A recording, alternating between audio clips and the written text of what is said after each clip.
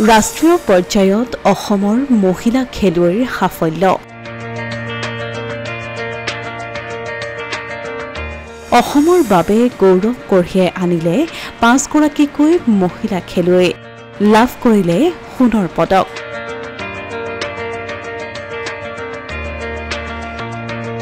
অসমবাসীৰ লগতে লামডিঙলৈ গৌৰৱ কঢ়িয়াই আনিলে লামডিঙৰ ৫ গৰাকীকৈ খেলুৱৈ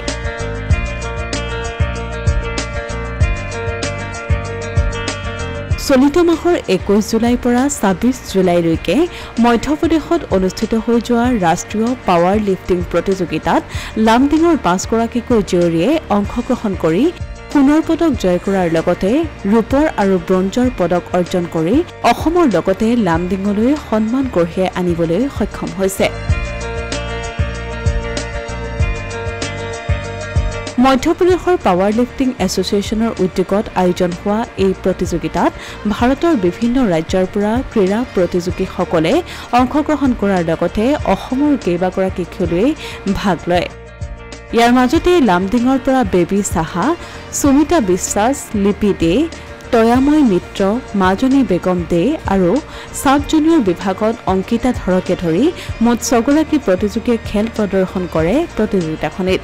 এই প্ৰতিযোগিতাত লামডিঙৰ বেবী সাহাই সোণৰ পদক লাভ কৰাৰ লগতে সুমিতা বিশ্বাস লিপি দে মাজনী বেগম দে ৰূপৰ পদক অৰ্জন কৰে আৰু সাব জুনিয়ৰ বিভাগৰ অংকিতা ধৰে ব্ৰঞ্জৰ পদক লাভ কৰি লামডিঙলৈ সুনাম বুটলিবলৈ সক্ষম হয়